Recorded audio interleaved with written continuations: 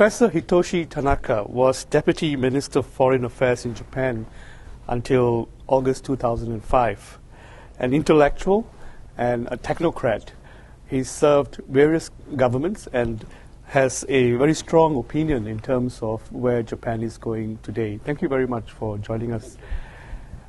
What do you make of the current strengthening of the current political parties that are in power? The Prime Minister Naoko Kan's ouster of his competitor Ozawa. Well, I think a change has taken place in Japan. Change meaning that up until September last year, it was the LDP, Liberal Democrats, who ran the country for almost 50 years. The opposition party, Japan's Democratic Party of Japan, took over from the LDP, and this people thought that this represent a change because all those Japan is suffering from the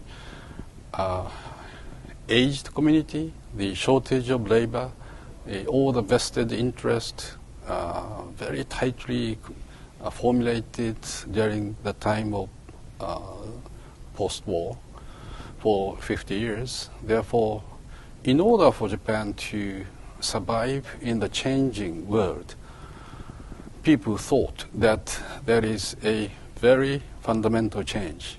And fundamental change needs to be taking place by getting rid of vested interest, which was created by a tight sort of relationship between the political LDP and also industries and bureaucracy as well. So people thought that by voting for DPJ, they may have a very fundamental change.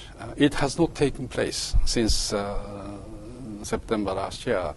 I think it's still an ongoing process. Where in that process are the current developments today?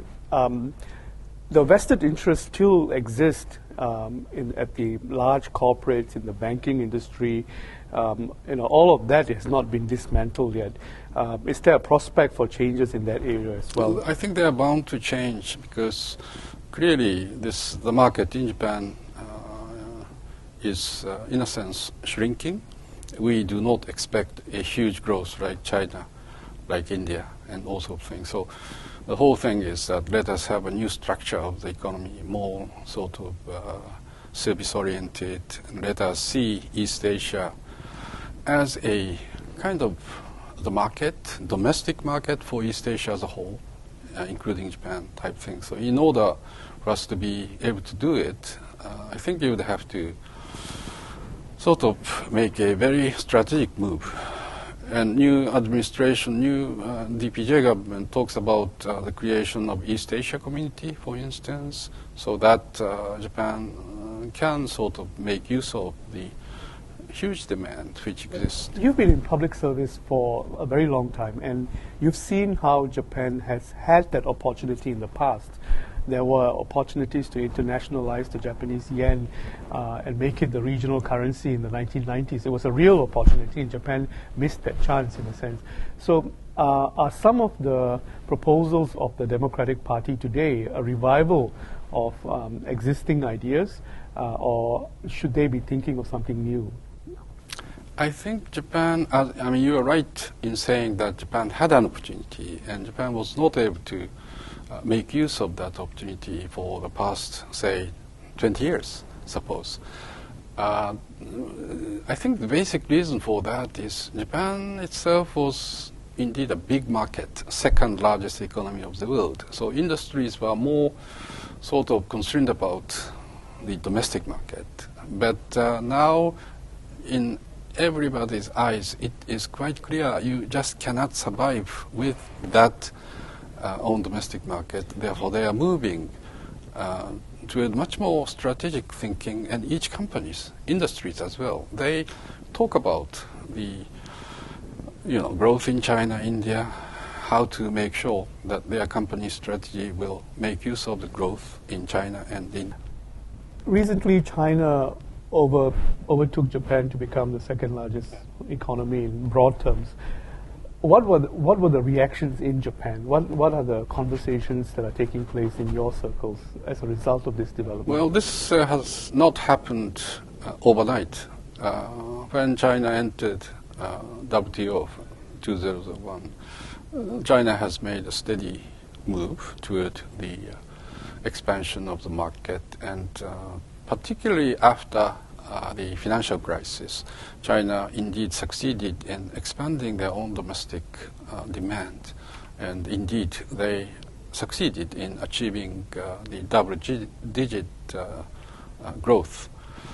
So I think this is taking place, kind of step-by-step thing. So it has not created huge surprise to Japan, but you saw it coming. Yes, saw it coming. But in terms of the per capita income, China is still a very poor nation. But given the size of the population, given the size of the economy itself, yes, indeed, it's a matter of time.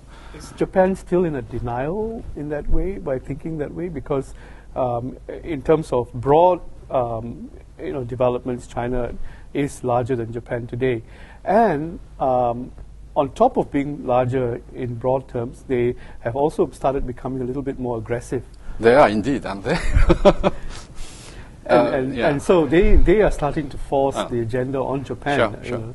And so there has to be a kind of a strategic response to the way China reacts to Japan. So what were some of the conversations in India? Couple of things to be said on the question. The Chinese growth, I think Japan has contributed a lot to the growth of China by providing capital, by providing parts, by providing technology and all sorts of things.